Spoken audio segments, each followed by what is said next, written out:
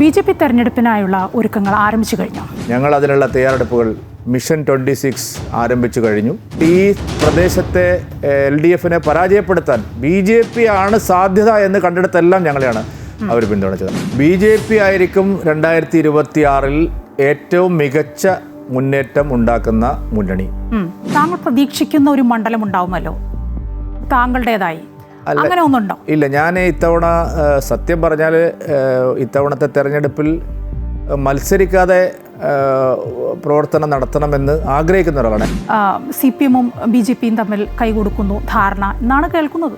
LDFനെ പരാജയപ്പെടുത്തി ഞങ്ങൾ ജയിക്കുക എന്നുള്ളതാണ്. UDFന് അവിടെ അവസരം കൊടുക്കാതിരിക്കാൻ ഞങ്ങൾ ധാരണയല്ല ഉണ്ടാക്കിയിരിക്കുന്നത്. ഞങ്ങൾ ശരിയായ ഫൈറ്റ് LDFനെതിരായിട്ട് ഞങ്ങളാണ് നടന്നത്. കേരള രാഷ്ട്രീയത്തിൽ വിധി നിർണ്ണയിക്കുന്നത് അടുത്ത 2026 BJP NDA ആയിരിക്കും. നമസ്കാരം. സംസ്ഥാനത്തെ തദ്ദേശ തെരഞ്ഞെടുപ്പിൻ്റെ ജയപരാജയങ്ങൾ എങ്ങനെ എന്ത് എന്നതിൻ്റെ കൂട്ടിക്കിഴിക്കലുകളിൽ നിന്ന് ഇടതു വലതു മുന്നണികൾ ഇനിയും പുറത്തു കടന്നിട്ടില്ല. 2026 ഒരു തെരഞ്ഞെടുപ്പ് വർഷമാണ്. നിയമസഭാ തെരഞ്ഞെടുപ്പ് പടിവാതിൽക്കൽ എത്തി നിൽക്കുകയാണ്. ഈ നിയമസഭാ തെരഞ്ഞെടുപ്പിൽ പോയ തെരഞ്ഞെടുപ്പുകളേക്കാൾ കൂടുതൽ പൊതുജനം ഉറ്റുനോക്കുന്നത് BJP-യെയാണ്. ഏതായാലും ഈ സമയം എനിക്കൊപ്പം BJP-യുടെ മുതിർന്ന നേതാവും മുൻ സംസ്ഥാന അധ്യക്ഷനുമായ K. സുരേന്ദ്രനാണ് ഉള്ളത്. സ്വാഗതം. നമസ്കാരം. നിയമസഭാ തെരഞ്ഞെടുപ്പിന് ഇനിയിപ്പോൾ ഒരു 3 മാസം അല്ലെങ്കിൽ ഒരു 4 മാസം അത്രേ അവശേഷിക്കുന്നുള്ളൂ. BJP തെരഞ്ഞെടുപ്പിനായുള്ള ഒരുക്കങ്ങൾ ആരംഭിച്ചു കഴിഞ്ഞു. തീർച്ചയായിട്ടും BJP 2024 ഒരു ലോക്സഭാ തെരഞ്ഞെടുപ്പിൽ വിജയിച്ചു. 2025 ഒരു നഗരസഭ, അതും കേരളത്തിലെ ഏറ്റവും പ്രധാനപ്പെട്ട തലസ്ഥാന നഗരസഭയിൽ BJP ഐതിഹാസികമായ വിജയം നേടി. ജനങ്ങൾ BJP ഒരു വിജയിക്കുന്ന പാർട്ടിയായി, NDA ഒരു വിജയിക്കുന്ന മുന്നണിയായി അംഗീകരിച്ചു കഴിഞ്ഞതിന് ശേഷം നടക്കുന്ന ഏറ്റവും സുപ്രധാനമായ നിയമസഭാ തെരഞ്ഞെടുപ്പാണ് 2026. ഞങ്ങൾ അതിനുള്ള തയ്യാറെടുപ്പുകൾ മിഷൻ 26 ആരംഭിച്ചു കഴിഞ്ഞു. അടുത്ത 3 മാസത്തേക്കുള്ള റോഡ് മാപ്പ് ഞങ്ങൾ തയ്യാറാക്കും. ജനങ്ങളിലേക്ക് കൂടുതൽ ഇറങ്ങിച്ചെന്നുകൊണ്ട് ഈ രണ്ട് മുന്നണികളുടെയും പാപ്പരത്വം ജനങ്ങളെ കൂടുതൽ ബോധ്യപ്പെടുത്തിക്കൊണ്ട് വികസനത്തിന് വേണ്ടി NDAയെ ജനങ്ങൾ സ്വീകരിക്കണമെന്നുള്ള ആശയം ജനങ്ങളിൽ എത്തിക്കുന്നതിന് വേണ്ടി കഠിനമായിട്ടുള്ള പരിശ്രമത്തിലാണ്. ശരി. ഈ പല മണ്ഡലങ്ങളിലും, അതും പ്രധാനപ്പെട്ട മണ്ഡലങ്ങളിലൊക്കെ ഏതൊക്കെ നേതാക്കളാവും സ്ഥാനാർത്ഥിയാവുക എന്നുകൂടി പ്രചരണങ്ങൾ നടക്കുന്നുണ്ട്. BJP-യുടെ നേതാക്കൾ, താങ്കളുടെ അടക്കം പേരുകളുണ്ട് അതിൽ. സ്ഥാനാർത്ഥി പട്ടിക ആയോ? BJP-യെ സംബന്ധിച്ചിടത്തോളം അതിൻ്റെ അന്തിമമായ സ്ഥാനാർത്ഥി പട്ടിക ഒരു വലിയ പ്രോസസ്സിലൂടെയാണ് നടക്കുന്നത്. അതായത് ഓരോ മണ്ഡലത്തിലും അഭികാമ്യരായിട്ടുള്ള അല്ലെങ്കിൽ ആ മണ്ഡലത്തിൽ നല്ല വിജയസാധ്യതയുള്ള സ്ഥാനാർത്ഥികൾ ആരൊക്കെ എന്നുള്ള ഒരു പാനൽ പാർട്ടിയുടെ മണ്ഡലത്തിൽ നിന്ന് വരും. അതിനുശേഷം അത് ജില്ലാ ഘടകങ്ങൾ പരിശോധിക്കും. അതിനുശേഷം അത് സംസ്ഥാന കോർ ഗ്രൂപ്പ് അംഗീകരിക്കും. അതിനുശേഷം അത് പാർലമെൻ്ററി ബോർഡിന് വിടും. പാർലമെൻ്ററി ബോർഡ് യോഗം ചേർന്നാണ് സ്ഥാനാർത്ഥി ആര് എന്നുള്ള കാര്യത്തിൽ തീരുമാനമെടുക്കുന്നത്. അതേസമയം മത്സരിക്കാൻ സന്നദ്ധരായിട്ടുള്ള നേതാക്കൾ അവരുടെ പ്രവർത്തനം കുറച്ചു കാലമായിട്ട് നടക്കുന്ന സ്ഥലങ്ങൾ, കഴിഞ്ഞ തവണ അവർ മത്സരിച്ച് അതിനുശേഷവും ആ മണ്ഡലത്തിലെ പ്രവർത്തകരോടൊപ്പം ജനങ്ങൾക്ക് വേണ്ടി പ്രവർത്തിക്കുന്നവർ, അങ്ങനെയുള്ള മണ്ഡലം നർച്ചർ ചെയ്യുന്ന നേതാക്കന്മാർ അവർ അവിടെ പ്രവർത്തനങ്ങൾ അവിടെ നടത്തും. അല്ലാതെ അന്തിമമായിട്ടുള്ള സ്ഥാനാർത്ഥി പട്ടികയെ സംബന്ധിച്ച് ഒരു ചർച്ചയും ഇതുവരെ നടന്നിട്ടില്ല.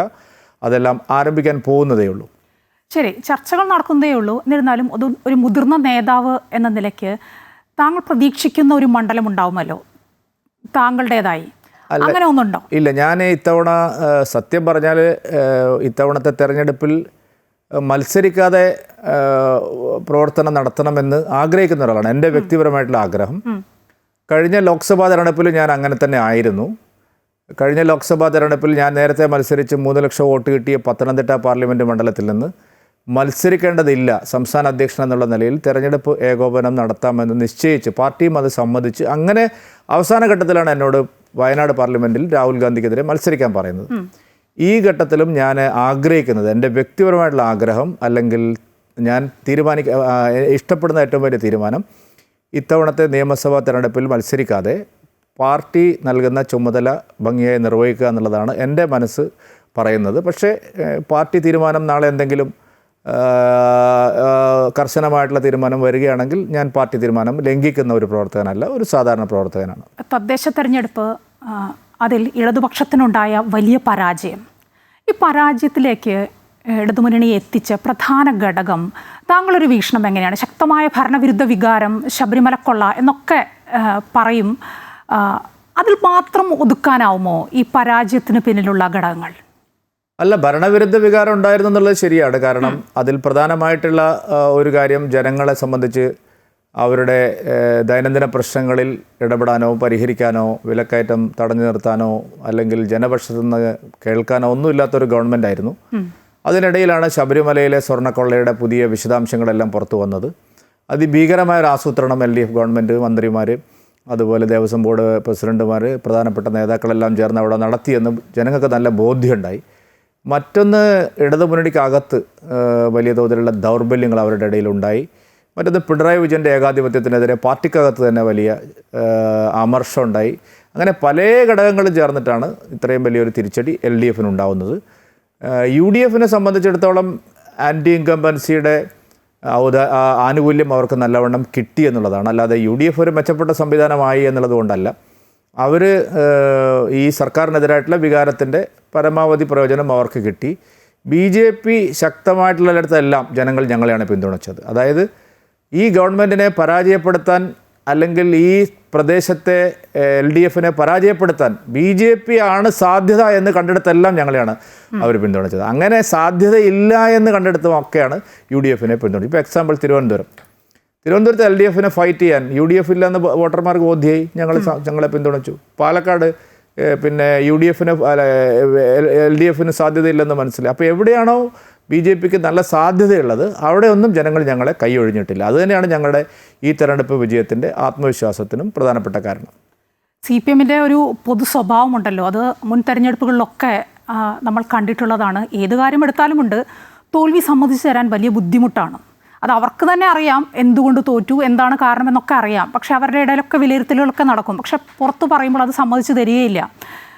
അതിലൊന്നാണ് ഈ ഭരണവിരുദ്ധ വികാരം.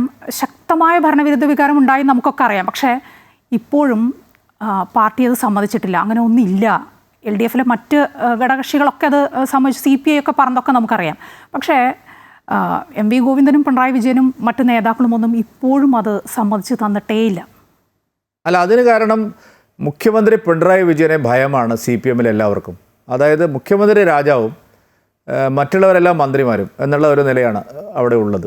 അതാണിപ്പോൾ കണ്ടുകൊണ്ടിരിക്കുന്നത്. ഇപ്പോൾ അഖിലേന്ത്യാ ജനറൽ സെക്രട്ടറി നമ്മുടെ MA ബേബി അടക്കമുള്ള ആളുകൾ മുഖ്യമന്ത്രിയെ തിരുത്താൻ കഴിയാത്ത ഒരാളാണ്. ഇപ്പോൾ പണ്ട് കാലത്ത് അങ്ങനെയല്ല. പണ്ട് കാലത്ത് CPMലെ സെൻട്രൽ കമ്മിറ്റിക്ക്, സെൻട്രൽ പാർട്ടിക്ക് നല്ല സ്വാധീനം ഉണ്ടായിരുന്നു. ഇന്ന് കേരളത്തിലെയും കേന്ദ്രത്തിലെയും പാർട്ടിയുടെ ഏറ്റവും മുടിചൂടാമനനായിട്ടുള്ള നേതാവ് ശ്രീ പിണറായി വിജയനാണ്. പിണറായി വിജയൻ പറയുന്നതിന് അപ്പുറത്ത് ആ പാർട്ടിക്ക് പോകാൻ കഴിയില്ല. അതുകൊണ്ട് CPMൽ കാര്യങ്ങൾ നടക്കണമെങ്കിൽ പാർട്ടി ദൈനംദിന ചെലവുകൾ നടക്കണം, കേന്ദ്ര നേതൃത്വത്തിൻ്റെ ചെലവുകൾ നടക്കണം. ഇതെല്ലാം പിണറായി വിജയൻ നടത്തുന്ന നടപടികൾ, അഴിമതി അതുപോലത്തെ കാര്യങ്ങളിലൂടെയാണ് ആ പാർട്ടി നിൽക്കുന്നത്. അവർക്കറിയാം ഞങ്ങൾ തീർന്നു. ഇപ്പോൾ ലോകത്തെല്ലായിടത്തും അവർ നശിച്ചു, ഇന്ത്യയിലെ എല്ലാ സംസ്ഥാനങ്ങളിലും അവർ നശിച്ചു, ബംഗാളിലും ത്രിപുരയിലും ഇനി ഒരിക്കലും തിരിച്ചു വരാനാകാത്ത വിധം അവർ തകർന്നു. ഇത് ലാസ്റ്റ് ബസ്സാണെന്ന് അവർക്കറിയാം. ഇത് തീരുകയാണെന്ന് അവർക്കറിയാം. അപ്പോൾ ആ നിലയ്ക്ക് പിണറായി വിജയനെ അവർ വീണ്ടും മുഖ്യമന്ത്രി സ്ഥാനാർത്ഥിയായിട്ട് അവതരിപ്പിക്കുന്നു എന്ന് പറഞ്ഞാൽ ആ പാർട്ടിയുടെ സ്ഥിതി ഞാൻ പറഞ്ഞല്ലോ. പിണറായി വിജയനെ ഭയമുള്ളത് കൊണ്ടാണ് ആരും ആ പാർട്ടിയെ തിരുത്താത്തത്. അവർ സർവനാശത്തിലേക്ക് പോയിക്കൊണ്ടിരിക്കുകയാണ്. അത് ഈ നാട്ടിലെ ഒരു റിയാലിറ്റിയാണ്. പക്ഷേ ഈ തദ്ദേശ തെരഞ്ഞെടുപ്പിലെ തോൽവിയുണ്ടല്ലോ, അതിന് കാരണമായി മുന്നോട്ട് വയ്ക്കുന്ന ഒരു വാദമുണ്ട്. താങ്കളും ശ്രദ്ധിച്ചിട്ടുണ്ടാവും. ന്യൂനപക്ഷത്തിൻ്റെ തോളത്ത് കൈയിട്ട് നടന്നിരുന്നവരാണ് CPM.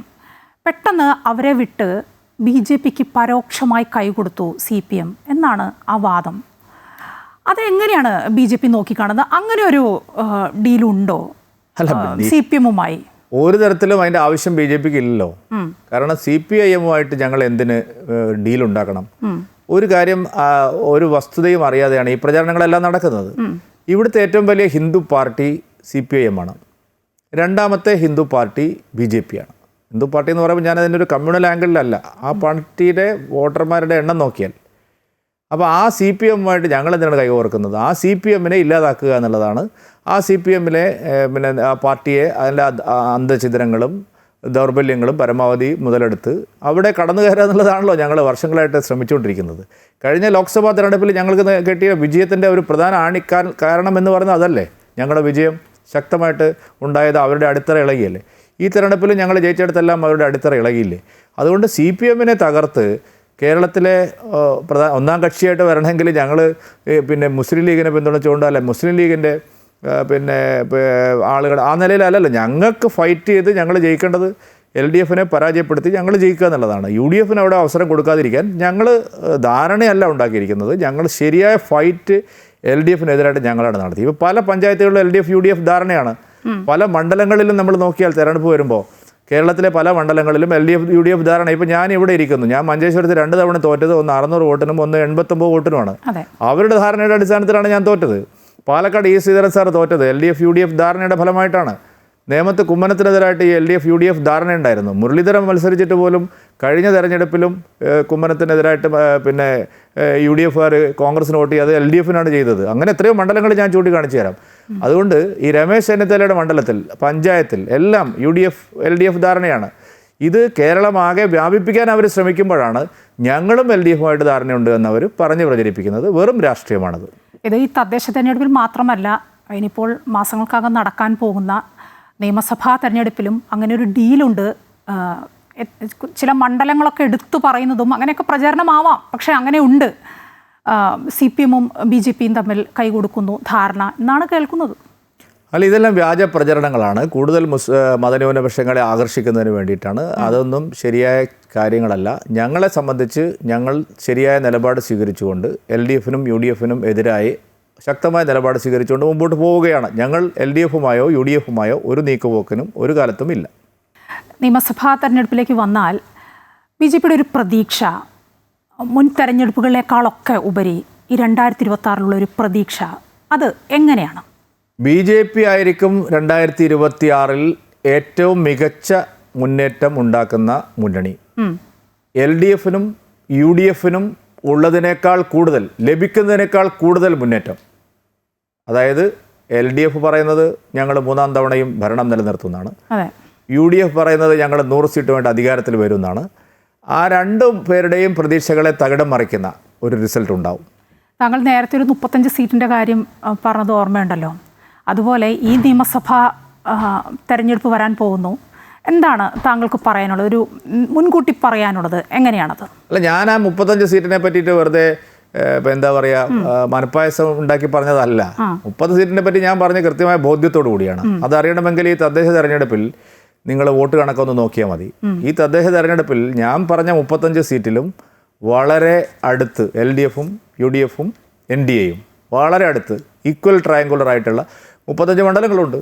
ആ മണ്ഡലങ്ങളിൽ ജയിച്ചാൽ പിന്നെ ഞാൻ പറഞ്ഞ 35 70 ആവാൻ ഇവിടെ വേറെ ഒരു അത്ഭുതവും പ്രവചിക്കേണ്ട ആവശ്യമില്ല. അതുകൊണ്ട് ഞങ്ങളെ സംബന്ധിച്ചിടത്തോളം മികച്ച പ്രതീക്ഷയിലാണ് ഞങ്ങളുള്ളത്. LDF പ്രതീക്ഷയും UDF പ്രതീക്ഷയും പൂവണിയില്ല. LDF 3ാം ഘട്ടത്തിൽ അധികാരത്തിൽ വരുമെന്ന് അവർക്കും പറയാൻ കഴിയില്ല. കേവല ഭൂരിപക്ഷം നേടി സർക്കാർ ഉണ്ടാക്കാൻ കഴിയുമെന്ന് UDF പറയാൻ കഴിയില്ല.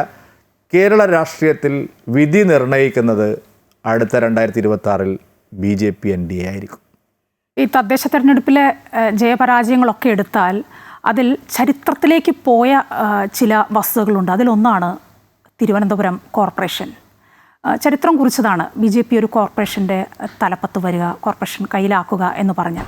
അങ്ങനെ ഒന്ന് ഏറെ കാലമായി പ്രവർത്തകരുണ്ട്, അതിൻ്റെ പിന്നാലെ നടക്കുന്ന ആളുകളൊക്കെ ഉണ്ട് തിരുവനന്തപുരത്ത്. എന്നിരുന്നാൽ പോലും താങ്കൾ അങ്ങനെ പ്രതീക്ഷിച്ചിരുന്നോ ഇത്തവണ? തീർച്ചയായിട്ടും. കഴിഞ്ഞ തവണ 35 സീറ്റിൽ നമ്മൾ ജയിച്ചു. 12 സീറ്റിൽ തൊട്ടടുത്ത് 2ാം സ്ഥാനത്തായിരുന്നു. 6 സീറ്റിൽ ജസ്റ്റ് തേർഡായിരുന്നു. അതായത് 5-10 വോട്ടുകളുടെ വ്യത്യാസത്തിൽ. അതിൽ നിന്ന് ഇത്തവണ വളരെ വലിയ മുന്നേറ്റം ഉണ്ടാവുമെന്ന് ഞങ്ങൾ പ്രതീക്ഷിച്ചതാണ്. മാത്രമല്ല LDF ഭരണസമിതിക്കെതിരായിട്ട് ശക്തമായ ജനവികാരം ഉണ്ടായിരുന്നു. മോദി സർക്കാരിൽ വികസനത്തിൻ്റെ കാര്യത്തിൽ വലിയ വിശ്വാസം ജനങ്ങൾ ഇത്തവണ ഞങ്ങൾക്ക് തിരുവനന്തപുരം നൽകി. തിരുവനന്തപുരം ഒരു റോൾ മോഡലാവും. അത് വഴി കേരളത്തിൽ വികസനത്തിൻ്റെ ഗംഗാപ്രവാഹം വരും ദിവസങ്ങളിൽ ഉണ്ടാവും. തദ്ദേശ തെരഞ്ഞെടുപ്പിലെ മികച്ച വിജയം 26 ശക്തമായിട്ടുള്ള നിർണായകമായ വിധി നിർണ്ണയിക്കുന്ന കക്ഷിയായിട്ട് മുന്നണിയായിട്ട് ഞങ്ങൾ വരും. അതുകൊണ്ട് ഇനിയുള്ള നാളുകൾ കേരളത്തിൽ BJPക്ക് ശുഭപ്രതീക്ഷ നൽകുന്ന നാളുകളാണ്. ഈ ശബരിമല സ്വർണ്ണക്കവർച്ച കേസിൽ കോടതി നിയോഗിച്ച SITയുടെ അന്വേഷണമാണ് ഇപ്പോൾ നടക്കുന്നത്. താങ്കൾ എങ്ങനെ വിലയിരുത്തുന്നു അതിനെ? സംസ്ഥാന ആഭ്യന്തര വകുപ്പിൻ്റെ ഉദ്യോഗസ്ഥർ തന്നെയാണല്ലോ ഈ സംഘത്തിലുള്ളത്. അവർക്കേറെ സമ്മർദ്ദങ്ങളുണ്ട്, പരിമിതികളുണ്ട്. അപ്പോൾ പിന്നെ എങ്ങനെയാണ് അത് മുന്നോട്ട് കൊണ്ടുപോകാൻ പറ്റുക ഉദ്ദേശിക്കുന്ന തലത്തിൽ? അല്ലാതെ അവർ മുന്നോട്ട് കൊണ്ടുപോകില്ല. ഇപ്പോൾ നടക്കുന്നതെല്ലാം ആളുകളുടെ കണ്ണിൽ പൊടിയിടാനുള്ള അന്വേഷണങ്ങൾ മാത്രമാണ്. ആദ്യ മൊഴി മുതൽ, അതായത് ഉണ്ണികൃഷ്ണൻ പോറ്റിയുടെ മൊഴി മുതൽ പത്മകുമാറിൻ്റെ മൊഴി വരെയുള്ള കാര്യങ്ങൾ പരിശോധിച്ചാൽ കടകംപള്ളി സുരേന്ദ്രനെ സംബന്ധിച്ച്, പ്രശാന്തിനെ സംബന്ധിച്ച്, വാസവനെ സംബന്ധിച്ച്, അവരുടെ എല്ലാം പങ്കാളിത്തത്തെ സംബന്ധിച്ചുള്ള വിശദമായിട്ടുള്ള വിവരങ്ങൾ SITക്ക് മുമ്പിലുണ്ട്. അവർ കടകംപള്ളി സുരേന്ദ്രനെ ചോദ്യം ചെയ്തു എന്ന് പറയുന്നു രഹസ്യമായിട്ട്. അത് പരസ്യപ്പെടുത്തിയത് പോലുമില്ല. കടകംപള്ളി സുരേന്ദ്രനെതിരെ പിന്നീടൊന്നും നാം കേൾക്കുന്നില്ല. പ്രശാന്തിനെതിരായി എന്ത് സംഭവിക്കുന്നു നമുക്കറിയില്ല.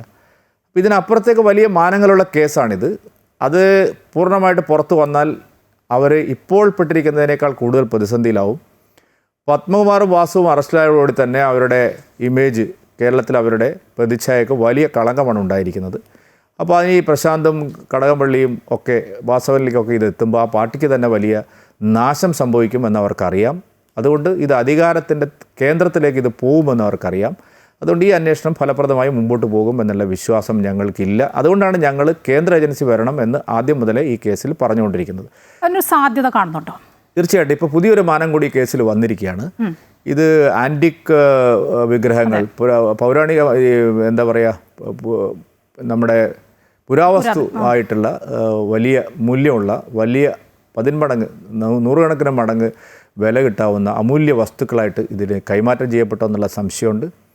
സോണിയാഗാന്ധിയെ ഇവർ പോയി കണ്ടതിന് പിന്നിൽ അതാണോ എന്ന് കാര്യമായിട്ട് അന്വേഷണ സംഘത്തിന് മനസ്സിലായിട്ടുണ്ട്. മാത്രമല്ല, സോണിയാഗാന്ധിയുടെ സഹോദരി ഇറ്റലിയിൽ ഇത്തരത്തിലുള്ള ബിസിനസ് നടത്തുന്ന ആൾക്കാരാണ്. അപ്പോൾ കോൺഗ്രസിൻ്റെ MPമാർ ഇത് ചർച്ച ചെയ്യാനാണോ കൊണ്ടുപോയത് എന്നുള്ള സംശയം വന്നിരിക്കുകയാണ്. 2017 സമാനമായി ഇതേ കാലത്താണ് ഈ സംഭവം നടക്കുന്നത്. ആ ചർച്ച നടന്ന ഉടനെയാണ് ഇവിടെ ഈ സ്വർണ്ണക്കൊള്ള നടക്കുന്നത്. ഇതെല്ലാം ഈ കേസിൻ്റെ ഒരു അന്തർദേശീയ മാനത്തിലേക്ക് വന്നിരിക്കുക. മാത്രമല്ല, ബഹുമാനപ്പെട്ട ഹൈക്കോടതി തന്നെ പറഞ്ഞു, ഇതിനകത്ത് രാജ്യാന്തര വിഗ്രഹ മോഷ്ടാക്കൾ പേരുകൾ പറഞ്ഞുകൊണ്ട് തന്നെ അവരുമായി ബന്ധിപ്പിക്കുന്ന പോലുള്ള സംഭവമാണ് ഇവിടെ നടന്നിരിക്കുന്നത്. രമേശ് ചെന്നിത്തല തന്നെ പറഞ്ഞു, അദ്ദേഹത്തോട് വ്യവസായി ഇത് ഇൻ്റർനാഷണൽ മാർക്കറ്റിൽ, ആൻറ്റിക് മാർക്കറ്റിൽ വിറ്റഴിക്കപ്പെട്ടതാണ് എന്ന് അദ്ദേഹത്തിൻ്റെ വിവരമുണ്ടെന്ന്. ഇതെല്ലാം തെളിയിക്കുന്നത് ഞങ്ങളുടെ പോയിൻ്റ് ആദ്യമേ ഞങ്ങൾ പറഞ്ഞ ഈ കേന്ദ്ര ഏജൻസികളുടെ അന്വേഷണം ആവശ്യമുണ്ട് എന്നുള്ള വസ്തുതയിലേക്കാണ് വരുന്നത്. അന്വേഷണം നടക്കുക തന്നെ ചെയ്യുമെന്നാണ് ഞങ്ങൾ വിചാരിക്കുന്നത്. BJP അതിന് വേണ്ടിയിട്ട് ബഹുമാനപ്പെട്ട ഹൈക്കോടതിയെ സമീപിച്ചിട്ടുണ്ട്. വൈകാതെ അതിനൊരു വിധി ഉണ്ടാവുമെന്ന് ഞങ്ങൾ പ്രതീക്ഷിക്കുന്നു. അതായത് താങ്കൾ കരുതുന്നത് ഒരു അന്താരാഷ്ട്ര മാർക്കറ്റിലേക്ക് ഈ വിഗ്രഹങ്ങൾ അല്ലെങ്കിൽ ശബരിമലയിൽ നിന്ന് മോഷ്ടിച്ച സ്വർണം അതൊക്കെ എത്തിക്കാൻ വേണ്ടിയാണോ, അതിനു വേണ്ടിയാണോ സോണിയാഗാന്ധിയുമായി കോൺഗ്രസ് നേതാക്കൾ ബന്ധപ്പെട്ടതും ഈ പോറ്റിയെ പരിചയപ്പെടുത്തിയതും ഒക്കെ, അങ്ങനെയാണോ കരുതുന്നത്?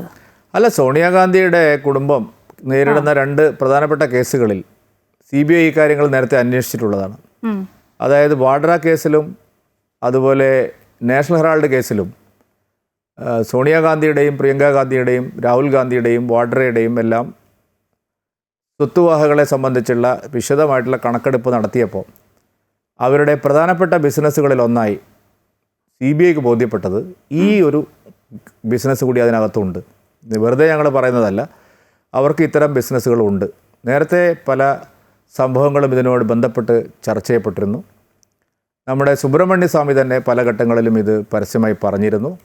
തമിഴ്നാട്, ആന്ധ്ര, ദക്ഷിണേന്ത്യൻ സംസ്ഥാനങ്ങൾ കേന്ദ്രീകരിച്ച് നിരവധി ആൻറ്റിക്കുകൾ, വിഗ്രഹങ്ങൾ അവിടെ വിപണനം ചെയ്യപ്പെട്ടിട്ടുള്ളതായിട്ടുള്ള വിവരങ്ങളുണ്ട്. അതുകൊണ്ടാണ് ഞങ്ങൾ ഇതിൽ കാര്യത്തിൽ പറഞ്ഞിരിക്കുന്നത്, ഈ സംശയം ദൂരീകരിക്കാൻ അവരെ കൂടി ചോദ്യം ചെയ്യുകയോ അതല്ലെങ്കിൽ ഈ അന്വേഷണത്തിൻ്റെ ഭാഗമാക്കുകയോ വേണമെന്നുള്ള ആവശ്യം ഞങ്ങൾ ഉന്നയിച്ചിരിക്കുന്നത്. അതുകൊണ്ടാണ് കോൺഗ്രസ്സിന് ഇത് പറഞ്ഞ് നടന്ന കോൺഗ്രസ്സുകാർ ഇപ്പം മിണ്ടുന്നില്ലെന്ന്.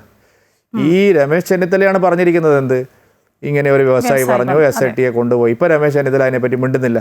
അത് വ്യവസായി പറയുമ്പോൾ ഇത് ഇങ്ങോട്ടാണ് പോവുക എന്ന് രമേശ് ചെന്നിത്തലയ്ക്ക് ബോധ്യം ഉണ്ടായിരുന്നില്ല. ബോധ്യം ഉണ്ടായപ്പോൾ ഇത് വെറും ഒരു സെൽഫി ആയിട്ട് അവർ മാറ്റിയിരിക്കുകയാണ്. അതുകൊണ്ട് ഈ കേസിൻ്റെ അന്വേഷണത്തിൽ ആ വഴിക്കും അന്വേഷണം നടക്കണം, ഞങ്ങളത് ആവശ്യപ്പെട്ടിട്ടുണ്ട്. തീർച്ചയായും. അങ്ങനെയാണെങ്കിൽ ഇത് വേറൊരു തലത്തിലേക്ക് പോകില്ല. ഇപ്പോൾ തമിഴ്നാട്ടിലെ പല പ്രമുഖ ക്ഷേത്രങ്ങൾ കേന്ദ്രീകരിച്ചും ഇത്തരത്തിൽ അമൂല്യ വസ്തുക്കൾ കടത്താൻ ശ്രമം നടന്നു എന്ന് പറയുമ്പോൾ എന്തിനാണ് തമിഴ്നാട്ടിൽ മാത്രം നിൽക്കുന്നത്? നമ്മുടെ നാട്ടിലും ധാരാളം അതിപുരാതന വിഗ്രഹങ്ങളും ഒക്കെയുള്ള ക്ഷേത്രങ്ങളുണ്ട്. ഇവിടുത്തെ ഒരു അവസ്ഥ എന്താണ് എന്ന് നമുക്ക് അറിയില്ല. ഇവിടെയും ഈ ദേവസ്വം ബോർഡിന്റെ കീഴിൽ ഒട്ടേറെ ക്ഷേത്രങ്ങളുണ്ട്. ഇവിടെ എന്താണ് നടന്നിരിക്കുന്നത് നമുക്ക് അറിയില്ലല്ലോ. അല്ല, ഇവിടെ ദ്വാരപാലക ശില്പങ്ങൾ കൊണ്ടുപോയതല്ല തിരിച്ചു കൊണ്ടുവന്നതെന്ന് SITക്ക് ബോധ്യമായിട്ടുണ്ട്. കാരണം കൊണ്ടുപോയ വിഗ്രഹത്തിന് അതിൻ്റെ ആഭരണങ്ങൾ ചാർത്തുമ്പോൾ ഇപ്പോൾ പുതിയ വിഗ്രഹത്തിന് അത് പാകമാവുന്നില്ല. ഒന്ന്. വ്യാളിയുടെയും അതുപോലെ ഗോളകയുടെയും അതുപോലെ ശിവ പ്രതിമയുടെയും പിന്നെ മൂർത്തിയുടെയും വിഗ്രഹങ്ങൾ കൊണ്ടുപോയിരിക്കുന്നു. നമ്മൾ കാണാത്ത പല കാര്യങ്ങൾ കൊണ്ടുപോയിരിക്കുന്നു. ഈ യോഗദണ്ഡിൻ്റെ കാര്യമൊക്കെ ഇപ്പോൾ പറഞ്ഞല്ലോ പത്മകുമാർ. യോഗദണ്ഡും രുദ്രാക്ഷമാലയും എനിക്ക് തോന്നുന്നു 3000-4000 കൊല്ലം പഴക്കമുള്ളതായിരിക്കും ഒരു പക്ഷേ. അത് കൊടുത്തിട്ടായിരിക്കും പത്മകുമാർ വേറെ ഒരു യോഗദണ്ഡം അവിടെ ഉണ്ടാക്കി വെച്ചിരിക്കുന്നത്. ഇതെല്ലാം കാണിക്കുന്നത് ഈ പുരാവസ്തു വകുപ്പിലേക്കാണ് ഇടപാടിലേക്കാണ് ഇത് പോയിരിക്കുന്നത്. അതിലൊരു സംശയമില്ല. മാത്രമല്ല ഇവർ പത്മനാഭസ്വാമി ക്ഷേത്രത്തിലെ അടുത്തേക്ക് വന്നല്ലോ. പത്മനാഭസ്വാമി ക്ഷേത്രവുമായി ബന്ധപ്പെട്ട് അവർ കുറേ ഈ കാര്യങ്ങളിൽ അവിടെ എന്തെങ്കിലും ഇടപെടാൻ സാധിക്കുമെന്ന് അവർ പരിശ്രമിച്ചതായി മൊഴികൾ ഉണ്ടായിട്ടുണ്ട്. ഇപ്പോൾ ഇതെല്ലാം കണക്കാക്കുന്നതാണ്. രമേശ് ചെന്നിത്തലയാണല്ലോ കഴിഞ്ഞ ദിവസം പറഞ്ഞത്, ഈ വ്യവസായി പറഞ്ഞതുമായി ബന്ധപ്പെട്ടാണത് പറഞ്ഞത്, പത്മനാഭസ്വാമി ക്ഷേത്രത്തിന്റെ കാര്യം. അതാ ഞാൻ പറഞ്ഞത്. ഇപ്പൊ രമേശ് ചെന്നിത്തല അതിനെപ്പറ്റി മിണ്ടുന്നില്ലെന്ന്. രമേശ് ചെന്നിത്തല അതിനിപ്പോൾ ചോദിക്കുന്നതിനൊന്നും വായിൽ പിന്നെ പഴം വിഴുങ്ങിയതുപോലെയാണ് അദ്ദേഹം സംസാരിക്കുന്നത്. അത് ഒരക്ഷരം മിണ്ടുന്നേ ഇല്ല. ശരിയാണ്. ഈ ശബരിമല സ്വർണ്ണക്കൊള്ള കേസിൽ പത്മകുമാറും വാസുവും ഒക്കെ ഇപ്പോൾ അകത്താണ്. പക്ഷേ ഈ പത്മകുമാറിനെതിരെയൊന്നും പാർട്ടി ഒരു നടപടിയിലേക്ക് ഇനിയും കടന്നില്ല. മറ്റേതെങ്കിലും പാർട്ടിയിലാണ്, BJPയിലോ അല്ലെങ്കിൽ കോൺഗ്രസ്സിലോ ഒക്കെ ആണെങ്കിൽ വാളെടുക്കുന്ന സഖാക്കൾ ഇക്കാര്യത്തിൽ അനങ്ങുന്നില്ല. അത് ആരോപണം മാത്രമാണ്, തെളിയട്ടെ എന്നൊക്കെയാണ് ഗോവിന്ദനും പിണറായിയും അടക്കമുള്ളവരൊക്കെ പറയുന്നത്. ഇവരാരെയാണ് ഭയക്കുന്നത്? പത്മകുമാറിനെ അങ്ങനെ സംരക്ഷിക്കുകയൊന്നുമല്ല. പത്മകുമാറും പാർട്ടിയും തമ്മിലുള്ളൊരു ബന്ധമൊക്കെ കുറച്ച് മുറിഞ്ഞു നിൽക്കുന്ന ഒരു ഘട്ടത്തിൽ കൂടിയാണ് പത്മകുമാർ അകത്താവുന്നതൊക്കെ. അതൊക്കെ നമുക്കറിയാം. എന്നിട്ടും പത്മകുമാറിനെ സംരക്ഷിക്കുന്നുണ്ടെങ്കിൽ അതിൽ മറ്റെന്തൊക്കെയോ കാര്യങ്ങളില്ലേ? അല്ല, പത്മകുമാർ സ്വന്തം ചെയ്തതല്ലല്ലോ ഇത്. പത്മകുമാറും വാസുവിനും മാത്രമായിട്ട് ഇത് ചെയ്യാൻ കഴിയില്ല. അതായത് അതിൻ്റെ ഓരോ ഘടന, CPMൻ്റെ ഘടന അറിയുന്നവർക്കെല്ലാം അറിയാം. ഒരു പ്രത്യേക ഫോറത്തിൽ റിപ്പോർട്ട് ചെയ്യുന്ന ഒരു നേതാവ് അങ്ങനെയുള്ള എന്തെങ്കിലും അനുമതി ആവശ്യമുണ്ടെങ്കിൽ തൊട്ട് മുകളിലുള്ള ഫോറത്തിൽ ബന്ധപ്പെടേണ്ട ആളാണ്. അതിൽ അവരുടെ സിസ്റ്റം അങ്ങനെയാണ്. പത്മകുമാർ ദേവസ്വം മന്ത്രി അറിയാതെ ഈ കാര്യമൊന്നും ചെയ്യില്ല. അത് ഉറപ്പല്ലേ? അപ്പോൾ പത്മകുമാറിന് പല കാര്യങ്ങളും അറിയാം. പത്മകുമാർ സ്വർണം ജമ്പാക്കുന്ന ഫയലിൽ ഒപ്പിട്ട് കൊടുത്തിട്ടുണ്ടെങ്കിൽ അത് കടകംപള്ളി പറഞ്ഞിട്ടാണ് എന്ന് അദ്ദേഹം പറഞ്ഞിട്ടുണ്ട്. അപ്പോൾ ഇത് എവിടെ വരെ പോവും എന്നുള്ള ഭയം CPMനെ വല്ലാതെ വേട്ടയാടുന്നുണ്ട്. അതുകൊണ്ടാണ് ഒരു നടപടിക്കും അവരിപ്പോൾ പോവാത്തത്. നടപടി എടുക്കാൻ തുടങ്ങിയാൽ അടി മുതൽ മുടി വരെ നടപടി എടുക്കേണ്ടി വരും എന്ന് ബോധ്യമുള്ളത് കൊണ്ടാണ്. വർഷങ്ങളായി ഈ കൊള്ളയ്ക്ക് അവർ നേതൃത്വം നൽകുന്നുവെന്ന് ബോധ്യമുള്ളത് കൊണ്ടാണ് അവർ നടപടിയെടുക്കാത്തത്. നടപടിയെടുത്താൽ പലതും ഇനിയും പുറത്തു വരും എന്നവർ ഭയപ്പെടുന്നുണ്ട്. ഈ പത്മകുമാർ പറയുന്ന ദൈവതുല്യൻ അത് കടകംപള്ളി സുരേന്ദ്രനാണോ അതോ കടകംപള്ളിക്ക് മുകളിൽ ആരെങ്കിലും ആണോ? അല്ല, അതെല്ലാം ഈ അന്വേഷണം ശരിയായ നിലയിൽ നടന്നാലേ നമുക്ക് ബോധ്യമാവുള്ളൂ. കാരണം പത്മകുമാറിന് പലതും പറയാനുണ്ട് എന്നുള്ള കാര്യം നേരത്തെ തന്നെ എനിക്കറിയാമായിരുന്നു. അദ്ദേഹം പല ആളുകളോടും അത് പറഞ്ഞിട്ടുണ്ട്. പക്ഷേ അദ്ദേഹത്തെ അറസ്റ്റ് ചെയ്യില്ല എന്നായിരുന്നു അദ്ദേഹം വിചാരിച്ചിരുന്നത്. പക്ഷേ കോടതി ചാട്ടവാർ എടുത്തപ്പം ഇവർക്ക് അറസ്റ്റ് ചെയ്യേണ്ടി വന്നു. ഇപ്പോൾ തന്നെ ഈ തിരുവനന്തപുരത്തെ വിജയകുമാറിനെ അറസ്റ്റ് ചെയ്ത് നോക്കൂ നിങ്ങൾ. 4-5 തവണ നോട്ടീസ് അയച്ചിട്ട് അദ്ദേഹം വന്നില്ല. അദ്ദേഹം പാർട്ടി ഹെഡ്ക്വാർട്ടറിൽ തന്നെ ഉള്ള ആളാണ്. അതായത് ഇവിടെ തിരുവനന്തപുരത്തുകാരനായിട്ടുള്ള എപ്പോഴും അവിടെ വന്നിരിക്കുകയാണ്. അദ്ദേഹത്തിന് അറസ്റ്റ് ചെയ്യാൻ പോലീസിന് കഴിഞ്ഞില്ല. അവസാനം ബഹുമാനപ്പെട്ട കേരള ഹൈക്കോടതി അന്ത്യശാസനം നൽകിയപ്പോഴാണ് അദ്ദേഹം വന്ന് ഹാജരായത്. അപ്പോൾ ഇതൊക്കെ നടന്നുകൊണ്ടിരിക്കുകയാണ്. പത്മകുമാർ കടകംപള്ളിയെ ചോദ്യം ചെയ്തെങ്കിലും തുടർ നടപടികളിലേക്ക് ഇതുവരെ പോലീസ് കടന്നിട്ടില്ല. ഇതെല്ലാം ഈ കേസിൻ്റെ വിശ്വാസ്യതയെ തകർക്കുകയാണ്. CPMന് ആകെ ഇതൊരു പരിഭ്രാന്തിയുടെ കേസാണ്. അതുകൊണ്ട് അവരുടെ വിശ്വാസ്യത സമ്പൂർണ്ണമായിട്ട് തകരുമെന്ന് മനസ്സിലാക്കിയിട്ടാണ് പല കാര്യങ്ങളും ഒളിച്ചു വയ്ക്കുന്നത്. ഈ ശങ്കർദാസ് ഉണ്ടല്ലോ, ഈ ശങ്കർദാസിലേക്ക് അന്വേഷണം എത്തിയിട്ടില്ല. SIT പറഞ്ഞു കഴിഞ്ഞതാണ്. ശങ്കർദാസിൻ്റെ പേരും ഈ വിജയകുമാറിൻ്റെയൊക്കെ പേര് ഒന്നിച്ച് തന്നെയാണ് പറഞ്ഞത്. പക്ഷേ ശങ്കർദാസിലേക്ക് അന്വേഷണം എത്താത്തത് എന്തുകൊണ്ടായിരിക്കും? സംരക്ഷിക്കാൻ ബോധപൂർവമായൊരു ശ്രമം നടക്കുന്നില്ല അവിടെ? അല്ല, ഞാൻ പറഞ്ഞല്ലോ, ഈ കേസിൽ പൂർണ്ണമായിട്ടുള്ള വിവരങ്ങൾ എത്തിക്കുന്നതിൽ അല്ലെങ്കിൽ അത് പുറത്തു വരുന്നതിൽ CPMന് വലിയ തോതിലുള്ള പ്രശ്നങ്ങളുണ്ട്. അതുകൊണ്ട് പലതരത്തിലും ഇപ്പോൾ 2 ക്രൈംബ്രാഞ്ച് ഉദ്യോഗസ്ഥന്മാരെ വെച്ചിരിക്കുകയാണ്. അവർ രണ്ടുപേരും CPMൻ്റെ കേഡറുകളാണ്. അപ്പോൾ അവിടെ എന്ത് നടന്നാലും പാർട്ടി അറിയും. അതങ്ങനെയാണല്ലോ എല്ലാ കേസിലും നേരത്തെ ഉണ്ടായിരുന്നത്. UDF ഭരിക്കുമ്പോൾ അന്വേഷിച്ച TP കേസിൻ്റെ കാര്യത്തിൽ നമ്മൾ കണ്ടതല്ലേ. പിന്നെ LDF ഭരിക്കുമ്പോൾ പ്രത്യേകിച്ച് പറയേണ്ട ആവശ്യമില്ലല്ലോ. TP കേസിൽ സംസ്ഥാന നേതൃത്വത്തിലേക്ക് ഇത് പോവും. Panoor area committee office raid ചെയ്താൽ പോയപ്പോഴാണ് എല്ലാം തിരിഞ്ഞു മറിഞ്ഞത്. അവസാനം പിന്നെ ഇദ്ദേഹത്തിന് കീഴടങ്ങേണ്ടി വന്നു തിരുവഞ്ചൂരിന്. ഇവിടെ സ്വന്തം ആഭ്യന്തരമന്ത്രി തന്നെയല്ലേ. അതുകൊണ്ട് ഈ കേസന്വേഷണം ആത്മാർത്ഥമായി ഇവർ നടത്തില്ല. അതുകൊണ്ടാണ് ഞങ്ങൾ CBI അന്വേഷണം വേണം എന്നാവശ്യപ്പെടുന്നത്. ഏതായാലും SIT ഹൈക്കോടതിയോട് കൂടുതൽ ആളുകൾ വേണം എന്ന് പറഞ്ഞു. അങ്ങനെ ഒരു വിപുലീകരിച്ചിട്ടൊക്കെ ഉണ്ട് SITയെ. ഇപ്പോൾ കഴിഞ്ഞ ദിവസമാണ് രണ്ടുപേരെയും കൂടിയൊക്കെ ചേർത്തു. ഒക്കെ നടക്കുന്നുണ്ട് കാര്യങ്ങൾ. പക്ഷേ അത് എത്ര കണ്ട് മുന്നോട്ട് പോകുമെന്ന കാര്യത്തിൽ ഒരു വ്യക്തതയില്ല. ആഭ്യന്തര വകുപ്പിൻ്റെ ഉദ്യോഗസ്ഥർ തന്നെ ആയതുകൊണ്ട്. അതുകൊണ്ട് ഈ കേസിൻ്റെ അന്വേഷണം CBI ഏൽപ്പിക്കണമെന്ന് കേന്ദ്ര ഇൻ്റലിജൻസ് ബ്യൂറോയും ആവശ്യപ്പെട്ട് കഴിഞ്ഞതാണ്. കേസിന് അന്താരാഷ്ട്ര ബന്ധങ്ങളുണ്ട്. യഥാർത്ഥ വസ്തുത പുറത്തു വരണമെങ്കിൽ CBI അന്വേഷണം വേണമെന്ന് തന്നെയാണ് അവരുടെയൊക്കെ ശുപാർശ. അപ്പോൾ BJPക്ക് എന്താണ് ഇക്കാര്യത്തിൽ ചെയ്യാനാവുക? BJP ഈ ആവശ്യം ഉന്നയിച്ചുകൊണ്ട് പാർട്ടി സംസ്ഥാന അധ്യക്ഷൻ ബഹുമാന്യനായ ശ്രീ രാജീവ് ചന്ദ്രശേഖർജി കേരള ഹൈക്കോടതിയെ സമീപിച്ചിരിക്കുകയാണ്. കേരള ഹൈക്കോടതി ആവശ്യപ്പെട്ടാൽ അന്വേഷണം ഏറ്റെടുക്കാമെന്ന് കോടതിയിൽ CBIയും പറഞ്ഞിരിക്കുകയാണ്, CBIയുടെ അഭിഭാഷകർ. അതുകൊണ്ട് ഞങ്ങൾ നല്ല ശുഭാപ്തി വിശ്വാസത്തിലാണ്. ഇപ്പോൾ സംസ്ഥാന ഗവൺമെൻറ് പറഞ്ഞുകൊണ്ടിരിക്കുന്നത് ഞങ്ങൾ സുതാര്യമായ അന്വേഷണമാണ് നടത്തുന്നത് എന്നാണ്. അത് അല്ല എന്ന് കോടതി പല ഘട്ടങ്ങളിലും ചൂണ്ടിക്കാണിച്ചിട്ടുണ്ട്. ഇനിയും അത്തരത്തിലുള്ള സംഭവങ്ങൾ ഉണ്ടാകുമ്പോൾ തീർച്ചയായിട്ടും ഈ CBI അന്വേഷണം എന്നുള്ള ആവശ്യത്തിന് കോടതി പച്ചക്കൊടി കാണിക്കുമെന്നുള്ള പ്രതീക്ഷയിലാണ് ഞങ്ങളുള്ളത്. എന്തായാലും സത്യം തെളിയുന്നത് വരെ ഞങ്ങൾ കൂടെ തന്നെ ഉണ്ട് എന്ന് ഈ ഘട്ടത്തിൽ പറയാൻ ഞാൻ ആഗ്രഹിക്കുന്നു. ഏതായാലും ഇനിയിപ്പോൾ തെരഞ്ഞെടുപ്പ് പ്രചരണത്തിലേക്കൊക്കെ പോകേണ്ട ഒരു സമയമാണ്. നിയമസഭാ തെരഞ്ഞെടുപ്പ് മുന്നണികളൊക്കെ അതിൻ്റെ ഒരുക്കങ്ങളിലേക്കൊക്കെ കടന്നു കഴിഞ്ഞു. ഈ സ്വർണ്ണപ്പാളി വിവാദം അത് തന്നെ നിൽക്കില്ലേ? ഇപ്പോൾ തദ്ദേശ തെരഞ്ഞെടുപ്പിൽ നിന്ന പോലെ തന്നെ അത് തന്നെ ആയിരിക്കില്ലേ പ്രധാനമായും നിൽക്കുക? അല്ല, അത് പ്രധാനപ്പെട്ട വിഷയമാണ്. ഞാൻ പറയുന്നത് അത് അസംബ്ലി ഇലക്ഷൻ കഴിഞ്ഞാലും അത് അത്ര പെട്ടെന്ന് അവസാനിക്കില്ല. കാരണം സ്വർണ്ണക്കൊള്ള വലിയ മാനങ്ങളുള്ള ഒരു കേസാണ്. ഒരു ശബരിമലയിൽ മാത്രം നടന്ന ഒരു തട്ടിപ്പല്ല ഇത്. അനേകം ക്ഷേത്രങ്ങളിലെ സ്വർണ്ണങ്ങളും വൈരങ്ങളും കൊള്ളയടിക്കപ്പെട്ടിട്ടുണ്ട്. വിശദമായ ഒരു കണക്കെടുപ്പിന് കോടതി ഒരു ഉത്തരവിട്ടാൽ, ഇപ്പോൾ പറഞ്ഞതുപോലെ കോടതി ഒരു ഉത്തരവിട്ടാൽ പല ക്ഷേത്രങ്ങളിൽ നിന്നും സ്വർണ്ണങ്ങളും വൈരങ്ങളും അതുപോലെ അമൂല്യമായിട്ടുള്ള പൗരാണികമായിട്ടുള്ള വസ്തുക്കളും പുരാവസ്തുക്കളും അടക്കം കളവ് പോയിട്ടുണ്ടാവും എന്ന് കാണാൻ കഴിയും. ഇത് ഇവിടം കൊണ്ട് അവസാനിക്കുന്ന ഒരു കേസല്ല. രണ്ട്, ഇത് LDFനെ മാത്രമേ പ്രതികൂലമായി ബാധിക്കൂ എന്നുള്ള ഒരു കേസുമല്ല. ഇത് UDFനെയും പിടിച്ചു കുലുക്കുന്ന ഒരു കേസായിരിക്കും. നിങ്ങൾ എഴുതി വെച്ചു കൊള്ളുക. ഈ കേസ് അസംബ്ലി തെരഞ്ഞെടുപ്പ് കഴിഞ്ഞാലും മുന്നോട്ട് പോകും. സത്യം തെളിയുന്നത് വരെ ഈ കേസിൻ്റെ പല കാര്യങ്ങളും ഇനിയും പുറത്തു വരാനുണ്ട്. ആ ശുഭപ്രതീക്ഷയാണ് ഞങ്ങൾക്കുള്ളത്.